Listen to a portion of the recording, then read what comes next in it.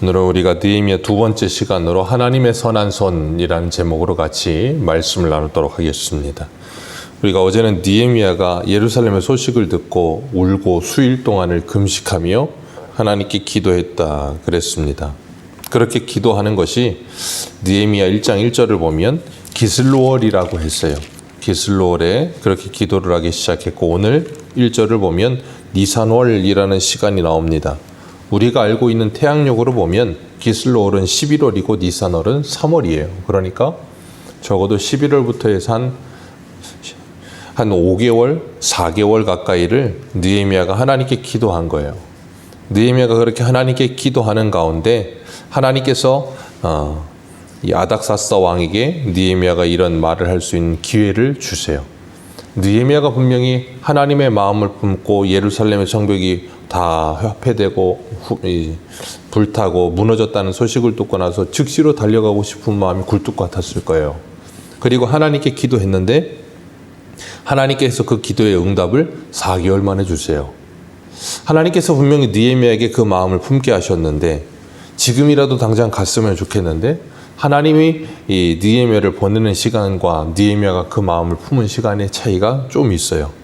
우리가 이걸 보면서 느끼는 건 하나님께서 우리가 기도할 때 우리의 기도에 우리의 시간에 맞춰서 하나님께서 응답하시는 것이 아니라 하나님께서 하나님의 때에 하나님의 계획대로 우리의 기도를 응답하시는 것을 우리는 봅니다.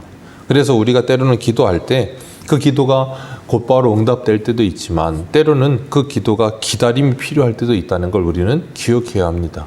하나님께서 분명히 이것이 하나님의 뜻이기에 응답하실 텐데 좀 기다리게 하실 때가 있어요. 그렇기 때문에 우리는 기도하면서 늘 포기하지 않고 하나님의 시간표에 나를 맞춰가는 훈련을 우리는 해야 되는 거예요. 그래서 하나님은 성경에서 인내라고 하는 표현을 꽤 많이 사용하시죠.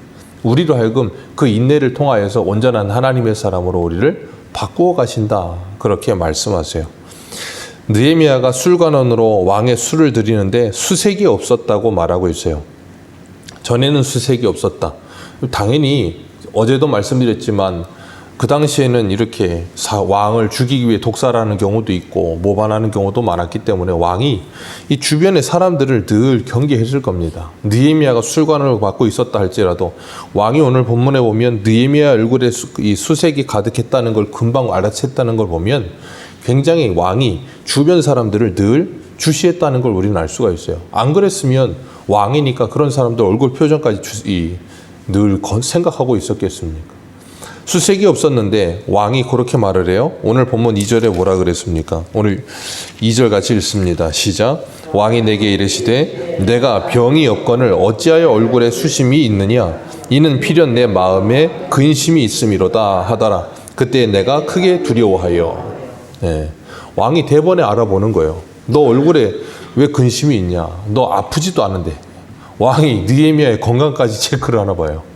건강까지 체크를 하면서 병도 없는데 수심이 있다. 분명히 뭔가 이상하다라는 느낌을 얻은 거예요. 그래서 물었겠죠. 느헤미야가 그런 간절한 소원이 있었기 때문에 왕이 그걸 알고 묻지는 않을 거란 말이에요. 그랬더니 느헤미야가 그 이야기를 듣고 두려워합니다. 두려워하면서 느헤미야가 왕에게 대답을 하죠. 분명히 느헤미야는 수심이 있었던 이유를 우리는 1장에서 압니다. 예루살렘 성벽이 불타버렸고 이 무너져 내렸다는 소식을 듣고 나서 너무나도 괴로운 가운데 그러고 있는데, 그러면서 느헤미야가 하나님께 기도하던 내용이 1장 11절 마지막 절입니다. 1장 마지막 절 우리 같이 한번 읽습니다. 시작. 주여 구하오니 귀를 기울이사 종의 기도와 주의 이름을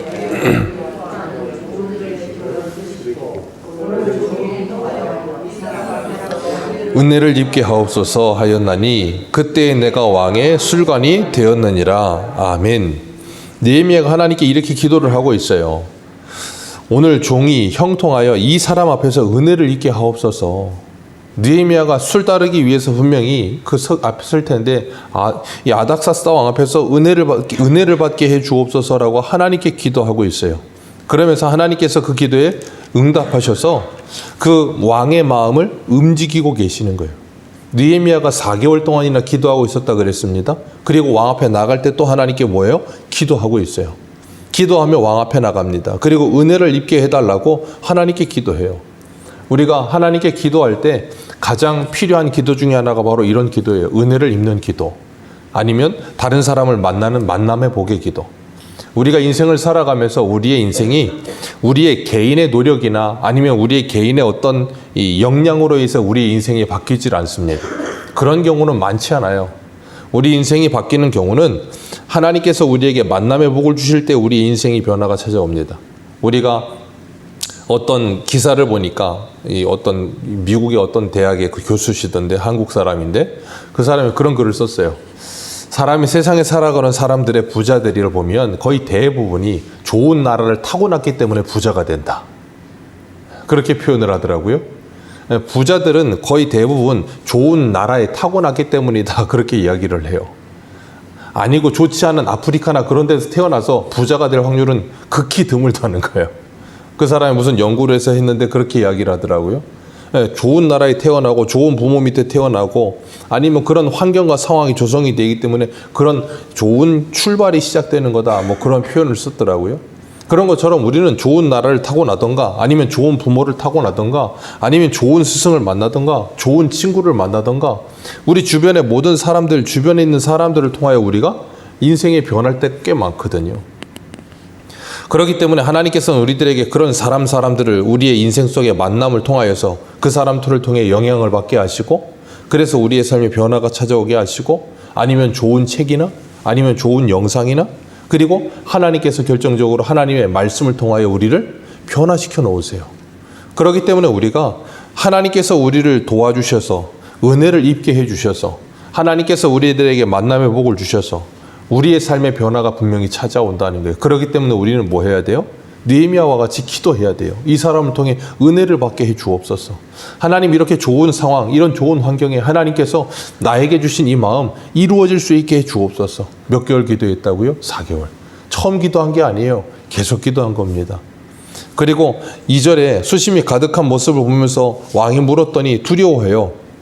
그 이유는 예루살렘에 돌아가서 성벽을 중건해야 되는데 문제는 뭐냐면 이 아닥사스다 왕이에요.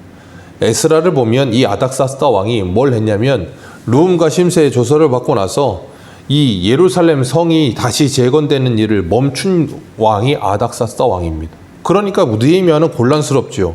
이 왕이 성전 짓는 것도 멈춰놨었는데 내가 가서 성벽 짓겠다고 하면 좋아할 리가 없을 거라는 걸 아는 거예요. 그러니까 머리를 씁니다. 뭐라고 머리를 쓰는가 하면 오늘 본문 이 3절 말씀 같이 읽습니다. 시작. 왕이 대답하여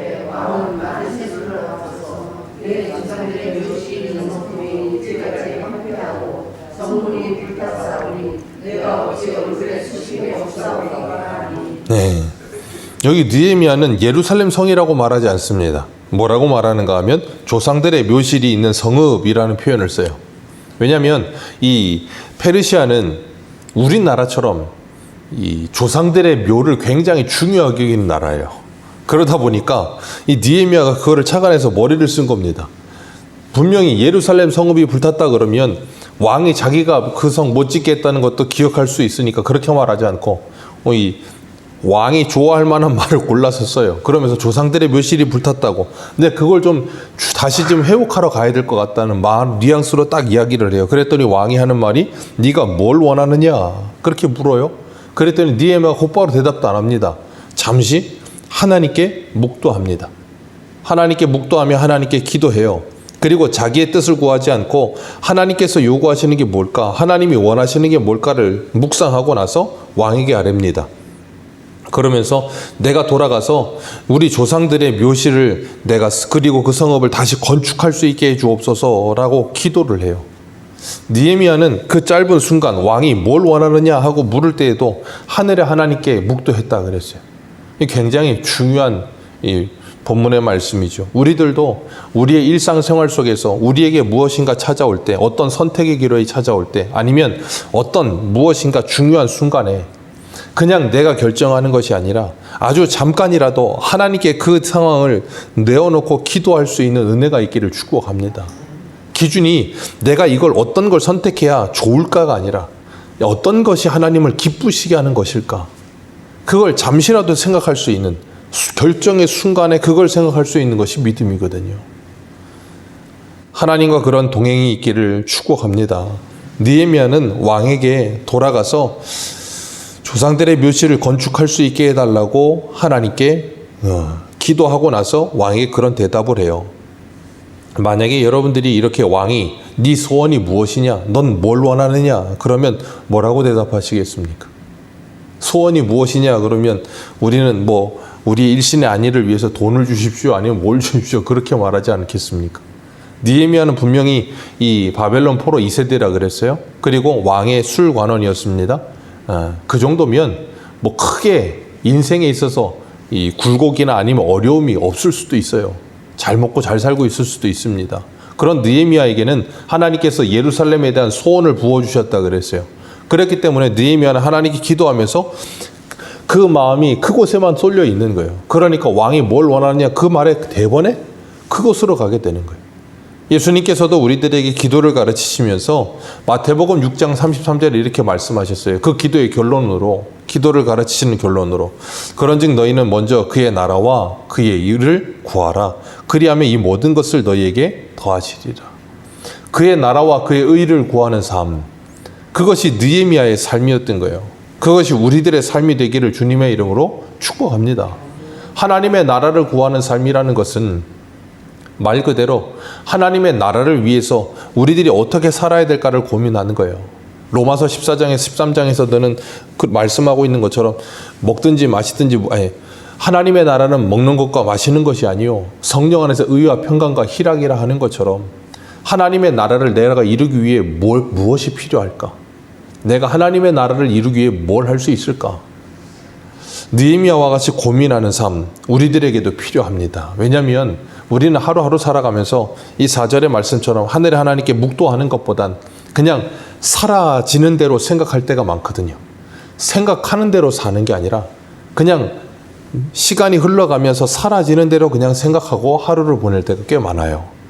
그렇기 때문에 하나님께서는 우리들에게 하나님의 나라를 먼저 마음에 품고 살라고 기도하라고 말씀하세요.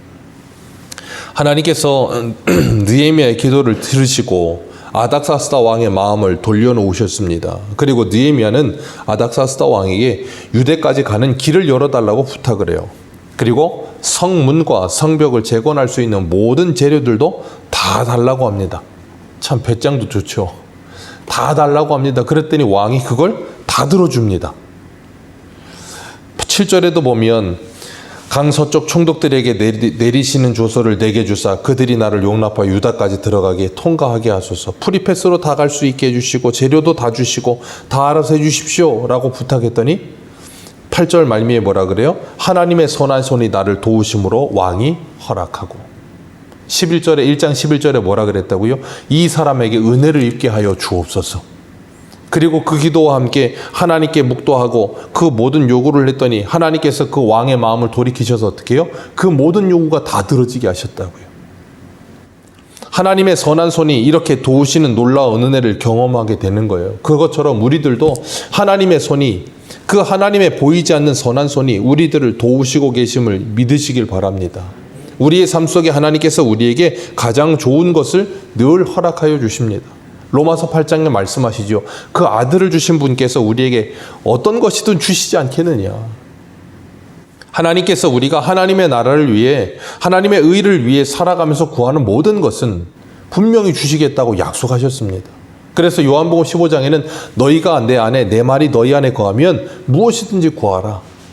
하나님 분명히 이야기하셨거든요.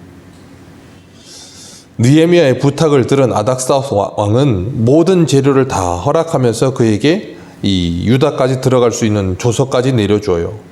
그 느헤미야의 기도에 하나님께서 응답하셨습니다. 그리고 그 소식을 들은 10절에 보면 산발락과 도비아가 어떻게 합니까? 이스라엘 자손을 흥하게 하려는 사람이 왔다 함을 듣고 심히 근심하더라. 이 산발락은 당시 사마리아 총독이고요. 도비아는 이 신하입니다. 그런데 그 사람들이 이스라엘이 부흥하게 하는, 이스라엘이 흥황하게 하는 사람이 왔다는 말을 듣고 나서 심히 근심했다 그랬어요. 왜냐하면 사마리아 총독이 그 당시에는 예루살렘까지 다 이렇게 통과를 하고 있었거든요. 바벨론 포로에서 돌아와서 1, 2차 이 성전 짓고 에스라가 돌아오고 그때까지만 해도 이 예루살렘은 독립을 못하고 사마리아의 통치를 받고 있어요. 근데 느헤미야가 왕의 조서를 가지고 와서 그 일을 하면 분명히 이 예루살렘이 중건되고 모든 게 다 되고 나면 자기들의 통치 아래서 벗어나게 될 거라는 생각을 갖는 거예요. 그러니까 근심이 생기죠. 만약에 느헤미야가 가서 그냥 말 그대로 성벽만 짓고 딱 간다면 뭐 크게 근심 되겠습니까? 그게 아니라는 거예요. 그러니까 이 사람들이 근심합니다. 자기들의 어떤 바운더리가 줄어든다는 거예요. 자기들의 어떻게 볼까요? 자기들의 어떤 기존에 쌓아왔던 모든 것들을 허물 수 있는 사람이 오는 거예요. 그러니까 두려워하는 겁니다. 그런 것처럼 사단도 우리가 하나님 앞에 엎드리고 하나님을 의지하기 시작하면 두려워하게 돼 있어요. 그래서 야고보서 4장에 말씀하시는 것처럼 하나님께 순복하라, 그리고 사단을 대적하라, 그리하면 너희를 피하리라고 말씀하시는 것처럼 우리가 하나님의 일을 하기 위해 하나님 앞에 헌신하고 결단하면 반드시 사단은 두려워 떨게 돼 있습니다. 그리고 사단은 그때부터 역사를 시작해요. 그러나 우리가 하나님을 의지하면 하나님께서 그 선한 손으로 저와 여러분들을 도와주실 줄 믿습니다. 그리고 하나님의 일이 되어지게 하세요. 느헤미야가 하나님을 의지하고 그 성벽 짓는 일을 할 때 52일 만에 성벽이 지어지게 하세요. 느헤미야는 굉장히 강력한 리더십을 가집니다. 에스라와는 조금 다르죠. 강력한 리더십을 가지고 정말 목숨을 걸고 성벽 짓는 일을 해요. 그럴 때 그를 방해하던 사람들이 아무리 방해를 해도 그게 방해가 되지 않는 것을 보게 돼요. 하나님께서는 우리가 송구영신 예배를 드릴 때 하나님께서 분명히 이사야 43장에 말씀하셨어요. 바다에 길을 내신 하나님이 광야에 길을 내시리라. 느헤미야가 바벨론에서 예루살렘까지 오는데 1000km입니다. 그 1000km에 길을 내세요.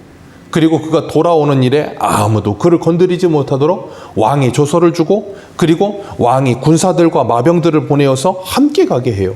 느헤미야를 호위하게 합니다. 그러면서 하나님께서 하나님의 일이 되게 하세요. 우리가 사도 바울이 사도행전에서 하나님의 말씀을 받고 로마에 가서도 하나님의 말씀을 전하여야 하리라, 그 사명을 받고 갈 때 사도 바울이 무슨 꽃가마 타고 간 거 아닙니다. 죄수의 신분으로 가요. 그런데 사람들이 죽이겠다는 소식이 들리니까 어떻게 합니까? 병사들과 말을 준비해서 사도 바울이 움직일 수 있도록 밤에 호위무사까지 다 동원을 해서 지켜가면서 그를 옮겨가요. 그리고 로마 군대에서 사도 바울을 호위해서 배를 태워서 로마까지 가게 하십니다. 그 모든 일을 하나님께서 하세요. 유라굴로 광풍을 만났을 때도 하나님의 선한 손이 사도 바울을 뭐 하세요? 지키세요. 그 하나님은 오늘도 저와 여러분들을 지켜주시는 줄 믿습니다. 그리고 우리가 하나님의 일을 할 수 있도록 하나님께서 선한 마음을 품게 하시고, 그리고 하나님께서 기도하게 하시고, 하나님께서 그 문을 열어주셔서 반드시 그 하나님의 선한 손에 인도하심을 받아 하나님의 영광을 드러내는 2024년 되시기를 주님의 이름으로 축복합니다. 기도하겠습니다.